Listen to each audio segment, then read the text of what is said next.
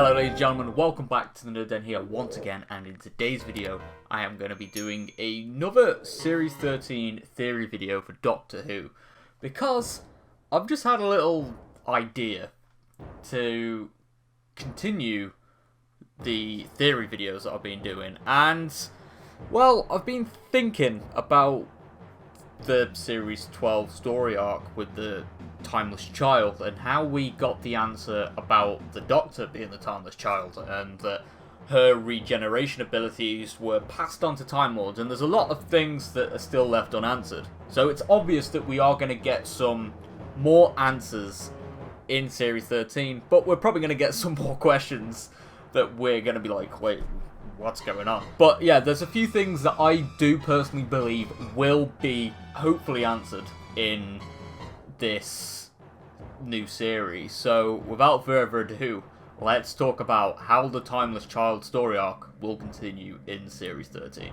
So straight off the bat, I'm going to be talking about the Division. And this was a mysterious group that was first hinted at in Fugitive of the Judoon, as Jo Martin's fugitive Doctor was working for this group. And we did finally learn about their name in the two-part finale of this series, with Ascension of the Cybermen and the Timeless Children talking about the group and how their activities were kept off the record, and the Master found out what was going on through digging in the Matrix.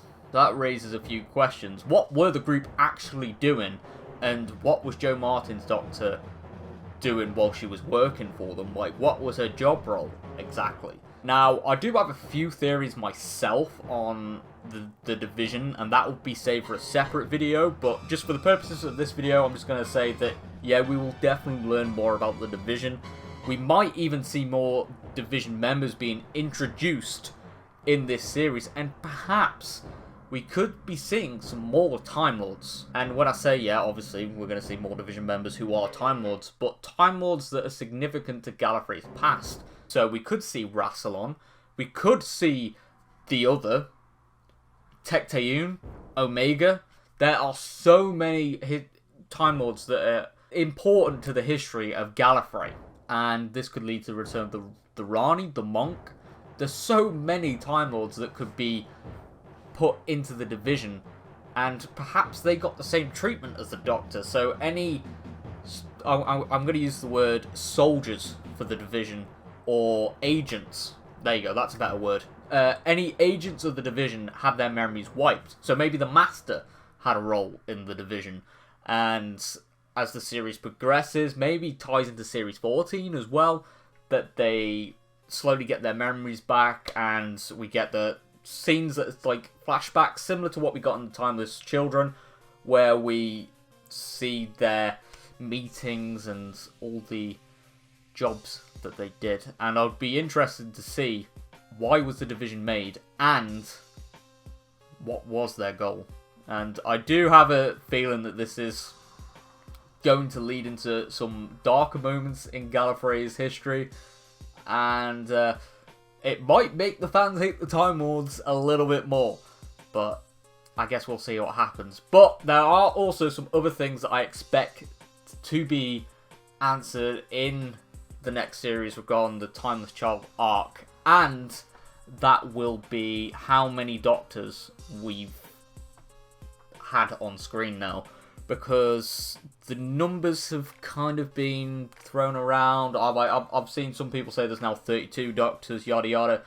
And for me personally, yeah, I'm open to having more incarnations. I just want a definitive answer. And also, whilst I'm on the subject, there are some plot holes that I want answering.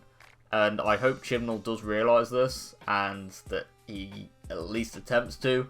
Because obviously the 11th Doctor couldn't regenerate, and he needed a new regeneration cycle from the Time Lord. So did the Doctor's regeneration cycle end up getting capped as well? I don't know. It's all up in the air at the moment, and I hope we get more answers regarding that in the next series. Potentially, we could get to meet more incarnations that are in the Doctor's past, because obviously we've met the Fugitive Doctor, and there have been other timeless children, like past Doctors that we saw in brief glimpses, that could easily show up as well, and maybe they could